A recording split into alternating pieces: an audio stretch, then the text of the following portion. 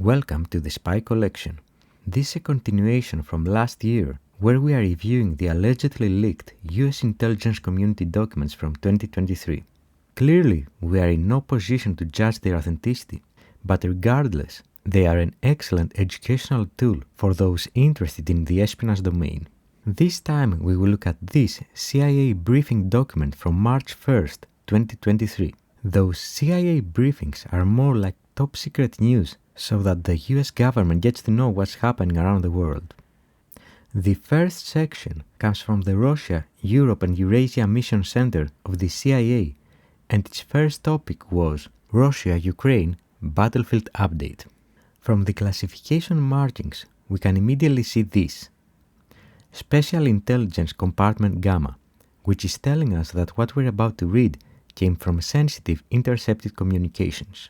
It says, Russian forces encroached further on Ukrainian forces' only viable supply route into Bakhmut, achieving minor gains north of the city while failing to advance in multiple attacks in other areas.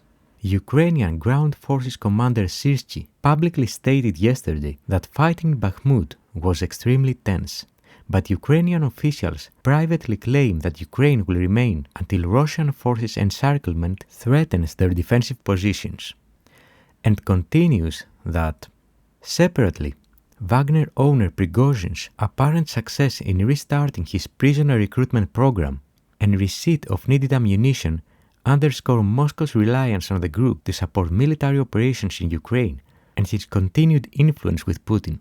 On February 15th, a Wagner associate planned to inform Prigozhin that prisoner transfers would resume on February 23rd, according to recently available signals intelligence. That last part in the parenthesis was the reference to the actual CIA report that this update is based on. Next, we move to the African Mission Center of the CIA, with the first update being actually an unclassified one, meaning it was something that it was publicly available, but the Mission Center still considered it important enough to include. Notice also the CIA writing template here. In all updates, the title starts with the affected country or countries, followed by an objective and concise summary of the update. In this case, Nigeria, Tinubu wins presidential vote, meets threshold to take office, with the update stating that on March 1st, Nigeria's Independent National Electoral Commission, INEC, announced the final results of the February 25th presidential election, stating Tinubu of the ruling All Progressives Congress Party won the most votes, according to OSCE reporting. OSCE is CIA's open source enterprise that are dedicated to open source intelligence.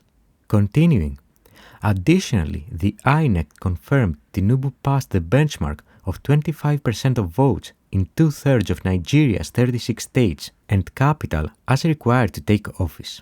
If you were in the USIC and wanted, for instance, to learn all the details about this, like the exact sources, analytic process, etc., you could use this serial number mentioned here to find the complete intelligence product.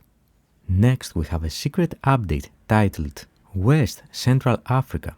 France likely to struggle to achieve security goals in West and Central Africa, which says France probably will face significant challenges in implementing its forthcoming strategy for West and Central Africa, which the IC experts will aim to counter growing anti-French public sentiment, bolster France's waning influence, and mitigate migration flows to Europe. France probably will seek to achieve these objectives using a smaller, less visible French military presence and more partnership with host government militaries. Based on its serial number, we know that this came from NIC, the National Intelligence Council, and it was based on an NICM, or National Intelligence Council Memorandum. So in this first document we reviewed in 2024, we saw how the USIC was spying on Russian and Ukrainian military communications, how sometimes open source information is equally important to closed source, as well as how a strategic intelligence product can also be part of those CIA updates. That document probably helps you realize why most former and active intelligence professionals are so reserved about public media. When you are used to objective, concise, and always vetted updates like those, it's hard to compare it with financially motivated news agencies. And that's just a tiny part of the spy world which shows us that nothing is as it seems.